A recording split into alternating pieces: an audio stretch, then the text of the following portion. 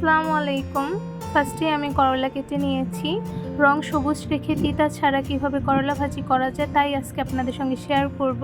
তো প্রথমেই আমি কড়াইতে দিয়ে দিলাম পরিমাণ মতন তেল, দিয়ে দিলাম পেঁয়াজ কুচি, দিয়ে দিলাম কাঁচা মরিচ,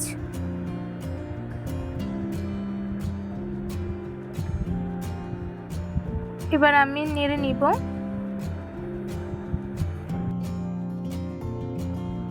পেঁয়াজটা বাদামি কালার হয়ে এসেছে। এই পর্যায়ে আমি দিয়ে দিব ছোট চিংড়ি মাছ, দিয়ে দিলাম হলুদ গুঁড়া। এখন আমি একটু নেড়ে নিব।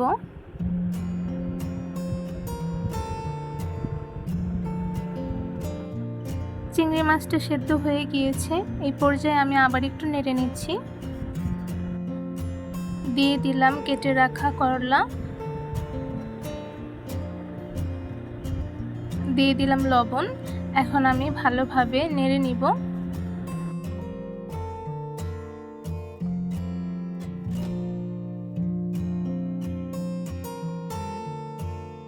এই তো আমার নেড়ে নেওয়া শেষ। দেখতেই পাচ্ছেন করলা থেকে পানি বের হয়েছে। যেই পানি বের হয়েছে এর মধ্যে করলাটি সেদ্ধ হয়ে যাবে। আর করলা ভাজি করার সময় একদমই বেশি নাড়তে নেই, তাহলে করলা ভাজি তিতা লাগে আর রঙটাও সবুজ থাকে না। আর সব থেকে বড় কথা, যখন করলা ভাজি রান্না করার জন্য কাটা হয় তখন সাথে সাথে পানিতে ভিজিয়ে রাখতে নেই, তাহলে করলা তিতা লাগে। যখন রান্না করব ঠিক তখনই যদি আমি ধুয়ে দেই তাহলে করলা ভাজিটাও খুব সবুজ থাকে এবং তিতা লাগে না। দেখতেই পাচ্ছেন ভাজিটি এখনও খুব সবুজ হয়ে আছে। এখন আমি একটু নেড়ে নিচ্ছি যাতে নিচে না লেগে যায়।